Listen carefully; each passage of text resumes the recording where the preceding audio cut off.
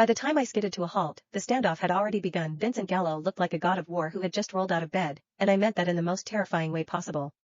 His bespoke Italian suit was unbuttoned halfway down his chest, exposing the hard planes of his pectorals. His sleeves were rolled up, revealing the snarling tiger tattoo that seemed to crawl up his forearm, ready to strike.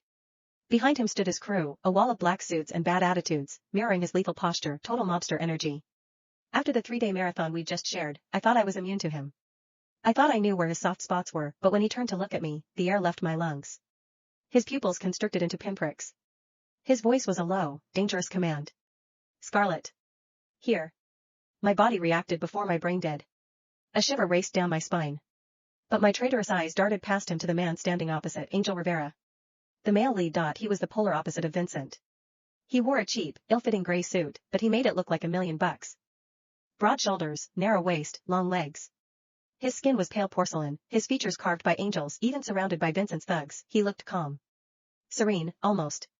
A faint, polite smile played on his lips. Damn. Angel Rivera was exactly my type. The gentleman. The white knight. Host. Eyes on the prize. The system screamed in my head. This is a monogamous romance. And Vincent's jealousy meter just broke the scale.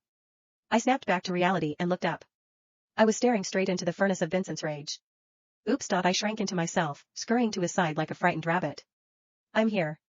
Vincent's expression softened by a fraction when I touched his arm, but the second he looked back at Angel, his eyes turned to ice. You like that pretty face? Vincent snarled, his voice dripping with venom. Maybe I should peel it off and feed it to the fish. Jesus. Host, the system panicked. He's not joking. If he disfigures the male lead, the plot collapses. My brain scrambled for a solution. If Angel got hurt, the world ended. If Vincent killed him, Vincent died. I had to get Angel out of here. I need to make him leave, I thought. I have to make him hate me so he'll run. I leaned into Vincent, pressing my chest against his arm, acting the part of the devoted, brainless trophy wife. Vincent, baby, I cooed, loud enough for Angel to hear. Why would you touch something so disgusting? Look at him. He's gross. Vincent looked down at me, skepticism warring with satisfaction. You think he's gross? Hideous, I lied, my heart aching as I looked at Angel's perfect face. I'd rather look at you. Vincent's shoulders relaxed slightly. But across the gap, Angel's hands clenched into fists. He looked at me with pure betrayal. Good. Hate me. Just survived. I saw my opening as the crowd shifted. I brushed past Angel, pretending to stumble, and jammed a crumpled note into his hand. I and the original story, the heroine wrote, I'm forced to do this. Wait for me. Huge mistake. That was cheating. That was two-faced. I had changed the script. My note read, run.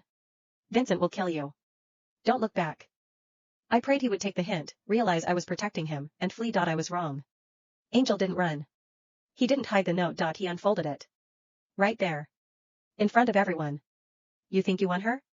Angel laughed, a cruel, jagged sound that cut through the silence. Read it, Gallo. She isn't protecting you. She's terrified of you. She's begging me to run because you're a monster, not a husband. The silence that followed was deafening. Vincent snatched the note. He read the words I had written to save a life. Run. Vincent will kill you. It was proof. Proof that I didn't love him. Proof that I viewed him as a monster. Proof that my body, my kisses, my submission over the last 3 days were just a transaction. A sacrifice to save him. Vincent didn't explode. He didn't scream. The light in his eyes just died. He looked at me. It wasn't an angry look. It was a look of total, devastating hollowness.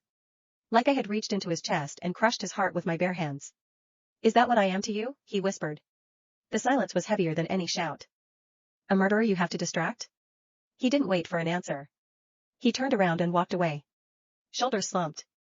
Defeated. He looked more broken than if he'd lost a war. Angel Rivera slipped away in the chaos, smug and untouched. Nice going, host, the system slow-clapped in my brain. You are officially the most chaotic protagonist I've ever managed. You didn't just fail to redeem him, you just confirmed his worst insecurity. You broke him. I stood there, frozen, watching Vincent's retreating back. His men were confused, lingering behind. Scarlet, that was cold, Brody muttered, shaking his head. Boss might not be a pretty boy like that guy, but he treats you like gold. Yeah, another henchman chimed in. And did you see that guy? He was soft. Vincent would have snapped him in half. I don't know, Brody argued, rubbing his chin. That Angel guy looked fit. He had that lean, fighter build. Maybe the boss felt insecure about the abs? At that, Vincent stopped walking. He didn't turn around. But I saw the muscles in his neck cord, veins popping as his hands clenched into fists at his sides. Alert. The system beeped, sounding confused. His darkness level just spiked again. But, it's weird. It's not murder anger. It's competitive anger?